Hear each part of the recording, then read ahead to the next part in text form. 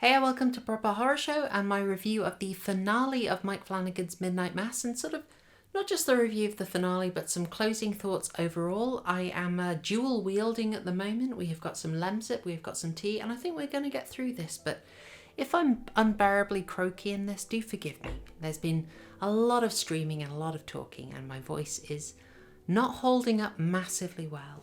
So in these thoughts on Midnight Mass, I know there are going to be takes you like, there are going to be takes that are annoying, and there are going to be some that are maybe going to seem really weird to you, but this is very much my personal take on it, and I hope they're interesting.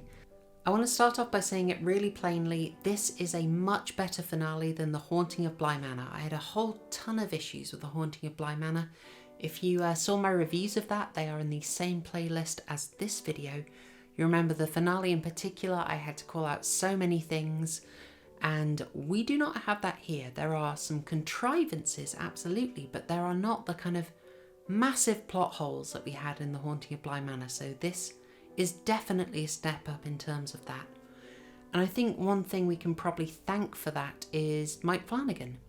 I know that sounds maybe a bit facetious, but he was not available to do most of the writing on The Haunting of Bly Manor, but he was around to write or co-write every episode of Midnight Mass, and it being such a personal project for him, you can understand why, and I think the series has massively benefited from that as a result. And remembering that Midnight Mass is a horror series, we should also point out how good it is that this is the scariest finale he's done, I've got to say. Possibly the scariest series overall, maybe, depends on the type of scare you like. We got a mix of scares in Midnight Mass in the final episode, and it really worked to the episode's credit. We started off with a really fast-paced type of horror where the vampiric congregation is storming out of the church and they're ransacking Crockett Island, tearing people out of their houses, and it had a kind of frenetic energy that really reminded me, in the very best way, of 30 Days of Night. Possibly it's a vampire angle, it might be the sort of isolated community angle, but that is a type of fast-paced, high-tension horror that I really enjoyed and I was really happy to see here. Also, when the congregation is going out door to door taking people, I got kind of a Passover vibe that I don't know if it was entirely intended, and I'm not sure it really fits the symbolism here. There was no sort of warding off protection with blood over the doorway, but I kind of got the Passover vibe from some of the stuff happening here. In contrast to 30 Days of Night, it wasn't so much overhead big action shots. We tended to see this sort of dragging people out of the houses from the bystander angle. We saw it from within the house, from the dissident group, watching it happen. This really put you in their place, so it wasn't as much spectacle, but it was more grounding you and making you empathise with the situation of those in the dissident group. So, by the way, if you haven't seen 30 Days of Night, it is a strong recommendation from me. Definitely make this your Halloween viewing if you haven't seen 30 Days of Night. It is a fantastic vampire movie. It's really good stuff. Now, grounding you in the sort of experience, getting you empathising with the distant group, with Dr. Gunning, Erin, Sheriff Hassan and others, that is really important because the horror switches out of this more action, high tension mode into a very different kind of horror, into a horror more based around despair and dread. I am filming at the absolute worst time of day for this. I've got this reflection here. We'll get through it. You're here for opinions, right? So this second type of horror, this doom, despair, dread, basically stemming from the fact we know that the distant group are basically in an unwinnable situation. We understand the odds against them. We understand they can't fight their way out of this. They are basically screwed. And as we now care about these characters, we can really indulge in this deep sense of dread and sorrow that you really just can't do in a horror where you aren't caring about the characters as much. Again, this is a huge strength of Mike Flanagan's work because he puts so much work into helping us invest in the characters that he can do a lot more than just give you a lot of gore or give you a lot of jump scares. He can give you an emotional connection that is wonderfully useful in torturing you with, you know? That's the kind of fun we go for with a Mike Flanagan movie. And I think it just makes it so much more interesting knowing that we're dealing with a scenario where people aren't going to get a happy ending, where it is going to be a struggle and it is just going to be a let's make the most of this absolute nightmare scenario. It is a very interesting challenge. It is a much more mature type of story that he's trying to tell, and this is all to Midnight Mass's credit. It is not where I saw the series going, but I'm really pleased that he took it in this direction. Now, it's made very clear to us that the odds are stacked against the distant group. They have no way of winning. They get a few moments respite in someone's house before that house is Molotoved, and they have to run off again.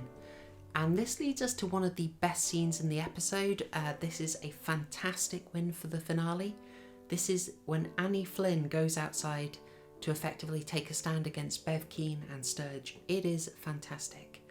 Now, this could have played out a number of ways. Annie Flynn takes a knife and you already know that's a fight she can't win, which could be one kind of horror, but they mix it up and get something that's a win on both a story level, a character level, and a symbolic level. Annie Flynn goes out and realises that the best thing she can do is get a delay to give her friends time to escape. And also, she doesn't want to fight. She sacrifices herself.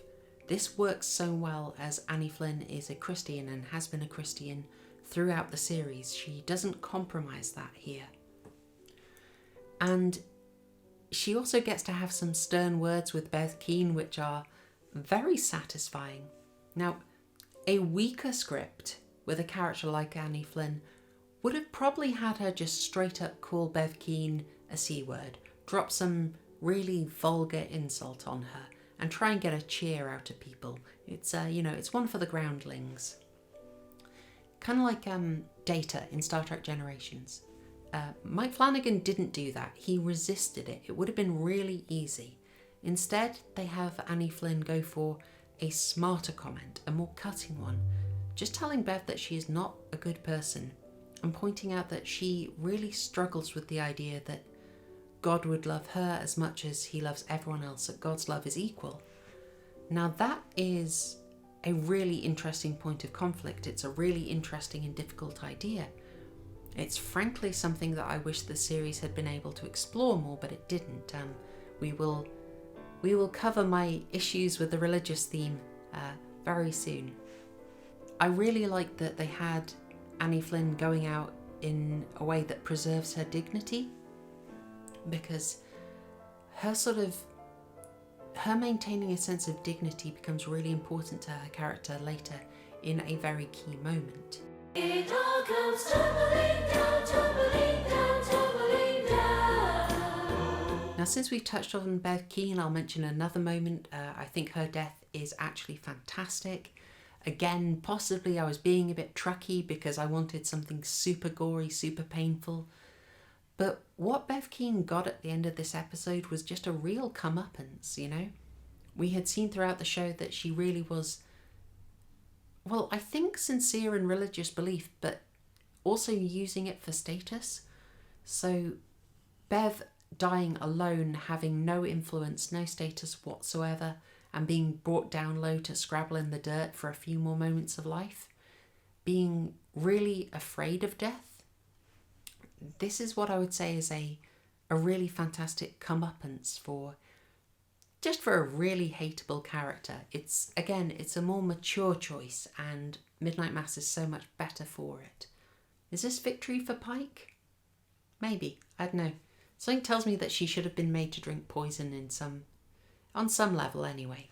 Now, before all this, I did mention that Bev Keane and Sturge decided to Molotov the house that the dissident group were hiding in. That is a really important decision, and it's probably a good point for us to start talking about some of the faults in the episode, some of the contrivances that I mentioned. And that would be, well, this revelation. Let all of it burn. Now, I know that Bev Keane has a strong faculty with scripture, a strong understanding of it, but this decision to go off something she's inspired by in Revelation and start burning down all the buildings, I have got to say is kind of a contrivance. Now, there is a sort of motivation on the subconscious level for her here. If she burns down all the other buildings, then the only place people can go is the rec centre and church, buildings that are effectively places that she controls. So you can understand it on a character level. We're still struggling with that light, aren't we? Gosh darn it. So you can understand it on a character level, but unfortunately it is also something I would say is very convenient on the plot level, as it's the rash decision to burn down all the buildings that enables the vampiric congregation to be wiped out all at once and make for a very clean ending. Would the vampires have managed to escape another way if they had multiple buildings to hide in? Maybe, maybe not. But this is more of a way of getting everything to finish in just one night so that we can basically wrap the story up.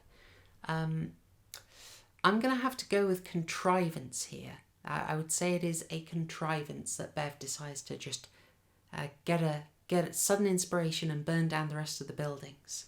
Just a little too handy. Not as handy as this bit in Bly Manor, but kind of handy. Another potential contrivance is the Master Vampire and the basic inability to know what the Master Vampire's motivations are, what it's interested in.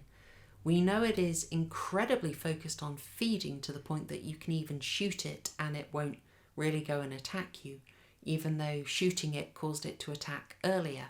I guess it's just super focused on feeding.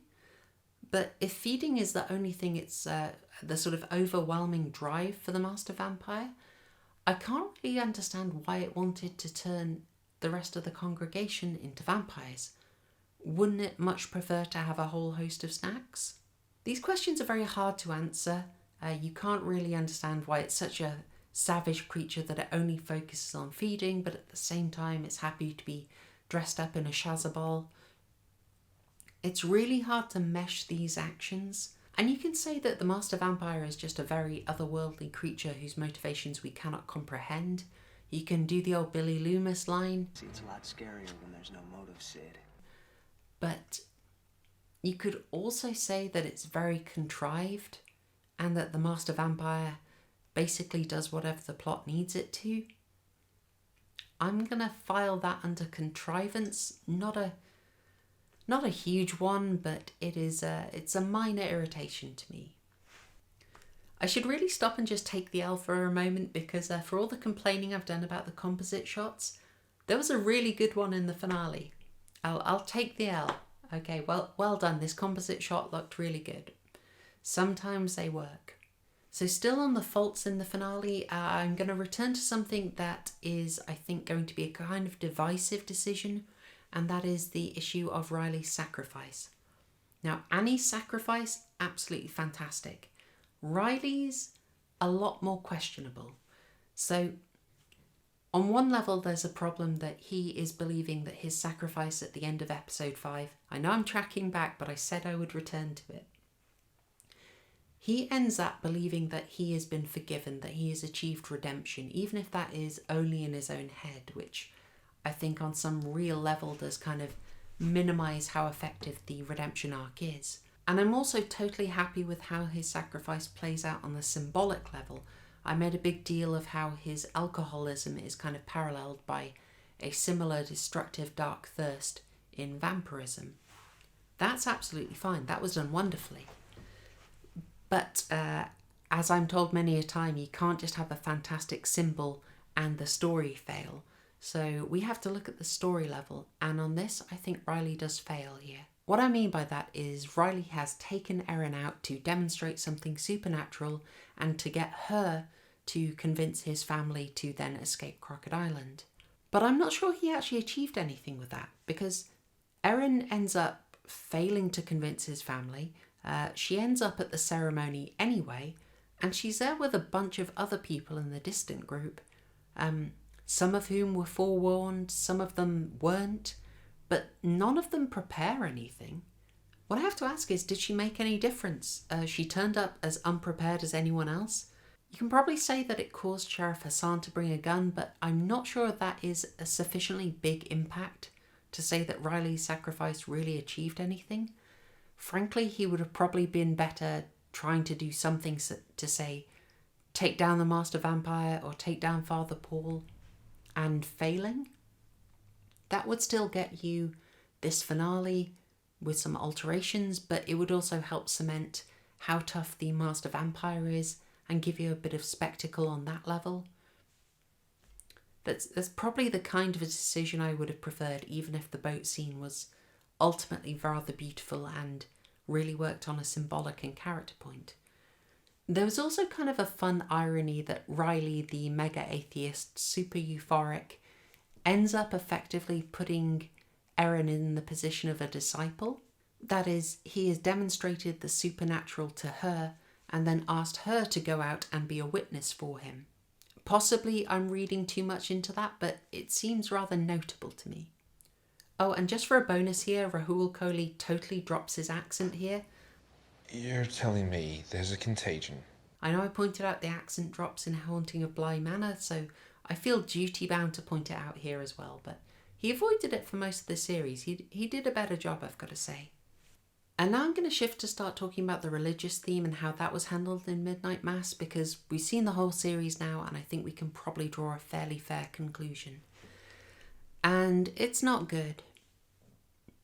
I'm sorry to put it so blatantly, but it's not good. And a lot of the things that I was worried about have actually come to pass. And it's quite disappointing. So to be fair to Mike Flanagan, when you're trying to address themes of faith and religion, there are certain story beats that you basically just can't do. Like, you can't really just say, okay, is this true? Actually, yes, at the end of the series, all told, we find out Catholicism actually nailed it. Or, oh no guys, sorry, Islam is the one true religion, they got it right. Or, nah, sorry boys, Jainism called it. You can't really do that. In fact, it's even a good joke in South Park. I'm afraid it was the Mormons. Yes, the Mormons were the correct answer. So since you're not going to settle any truth claims in a Netflix horror series, what you can do is ask a far more interesting question, which is, given that we can't ultimately know the truth of any particular religion's claims, what should you do with that situation? Or put another way, how are we doing without faith? As our society is getting more secular, how's that going? How are we doing with us as the higher power? That's the exact question that's actually asked by Father Paul early on, and I thought it was one of the most promising lines of inquiry that the series basically didn't do anything with. That was hugely disappointing to me, I've got to be honest, and ultimately I think we get a vision of religion in this that is extremely unflattering and, yeah, falling very much to the problems that I foresaw. So to sum up my concerns, I was very worried that any treatment of religion was going to be extremely hampered and effectively blinkered by what is the mainstream position, sort of rationalist individualism, and I'm afraid that's very much what happened here, and it was really disappointing. So some examples of that ideological straitjacketing that I was talking about are that Father Paul effectively is renouncing his faith and his role at the end. He is saying ultimately what he really wanted to do was come back and raise a family with Dr. Gunning's mother, Mildred Gunning. It's showing that he was effectively a cheat, that he couldn't live up to his faith, that he was knowingly living a lie. And he takes off his dog collar at the end, which is effectively the renunciation of his service. And the trouble there was that might be very good for him as an individual. It might maximise his individual happiness. I feel that Midnight Mass was trying to make it a good thing that Father Paul gives up his ministry for his personal needs and was just basically blind to the idea of sacrificing ego for community in a very humble way. Not in a grand sacrifice where you burn up in a boat or as Annie Flynn did, but in a much more humble, ongoing sort of way. The kind of way that Crockett Island really needs, that would really help everyone if people on Crockett Island did, instead of just packing up and going for the mainland. And furthermore, I think Mike Flanagan's personal history as someone who was raised Catholic and left the faith and is now atheist is obviously going to be really impactful on this. And I think it's ended up with him depicting Catholicism as basically a fraud. Obviously, the references that we had to church cover-ups of scandals is a it's a very mainstream perspective that's very blind to the fact that this is basically just an institutional thing. And even worse than that is Midnight Mass effectively saying that faith is a cope. It has Father Paul in episode 5 just straight up saying that he lied to Riley in order to keep him believing, which I think you're meant to extrapolate out and assume that effectively all the religion is a lie just to keep faith going. It's very unflattering. I think it's obviously Mike Flanagan's own position. There's not really much of a counter to it at all. And I think it's made worse by the fact that that criticism, in fact, all criticism of religion in here, is aimed squarely at the very safe target of Christianity and Catholicism in particular. As I said in previous episodes, Islam has been brought in nominally as some kind of comparison, maybe for just a bit of diversification, but it really didn't make any kind of meaningful contribution. I said I was worried earlier because effectively there is such insufficient cultural knowledge of Islam in the West broadly for us to really cover any stories about Muslim characters or Islamic topics in a really deep way, meaning that what you cover is just going to be really shallow. And the other problem is that because of the wider political climate at the moment, Islam is going to have to be handled with kid gloves. That I think I was undeniably correct about. Raghead. What we saw in this episode following the really woke monologue of episode 6 was just a real letdown. You'd had some foreshadowing of it in the big speech in episode 6, but you just had a bunch of characters just come out and give the most rote, mundane, standard Islamophobic comments and insults to Sheriff Hassan. It's just really predictable, really shallow. It's just boring. I mean, what are we meant to take from this? Is our deep exploration of Islam here going to be summarising that Islamophobia is bad? Don't do it? Okay. It's just very telling that there was no criticism of Islam in this at all. It was just brought in and it was given the kid gloves treatment that I was worried about. It's just really disappointing, and I think I have to stick with my criticism that basically the issue and the character are just completely crammed in, and sorry, nothing interesting is done with them. I feel the closest that we got to something interesting about Islam that was worth doing was the very subtle stuff in episode 4, where you got the hints of a very sort of particularist adherence to Islam that Sheriff Hassan said, i.e. something that meant for him Islam isn't just a religion you pick off the shelf. It's not interchangeable. It's not, just one of the other religions and they're all fine and dandy. No, that it meant something really specific to him, and it wasn't interchangeable, and it really did matter that his son was also Muslim. That was really interesting. That was challenging. That was counter the standard narrative. And then we didn't really get anything done with it, so it was quite disappointing. If they were going to do a lot more with that, then it would have been worth it, and Rahul Kohli obviously could have done the material, but I guess we aren't ready for that story yet. I'm also still really confused about how Ali managed to resurrect when he shouldn't have been taking communion. I mean, everything seemed to indicate that he wasn't taking communion, unless he'd been lying to his father and had very rapidly started taking it. Doesn't make sense to me. I don't know if maybe that's a plot hole, but it does seem a bit weak, I've got to say. It could have been actually a heck of a lot more tragic if Ali hadn't resurrected because he hadn't taken the communion. That would have had a real tragic sting to it. I would have gone for that. And ultimately, to round off the religious theme, let's go with something that was foreshadowed in episode 4, something I made a really bad prediction about. It can't be yatta every time, guys. As much as we want, we can't always yarimasu. Eren, who was of faith throughout the series, but was kind of a very non-specific spiritual kind of Christian, I feel. She went to church, but she didn't seem to really believe anything particularly specific. She ends up effectively giving the kind of monologue that Riley gave.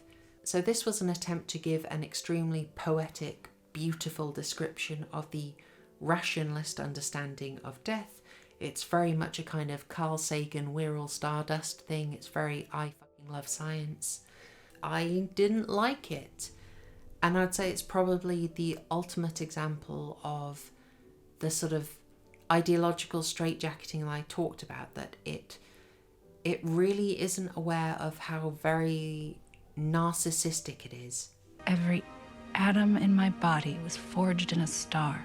I remember I am energy, and I am the lightning that jumps between. I am the energy firing the neurons, and we are the cosmos dreaming of itself. So when my criticism of the handling of the religious theme is that the show is completely straitjacketed by an individualist liberal mindset, I can't really point to a better example than this. It's the kind of extreme narcissism that you end up with. It's really disappointing. I mean, Kate Siegel tries to sell it. Mike Flanagan's written something that is poetic, but ultimately I can't go with it.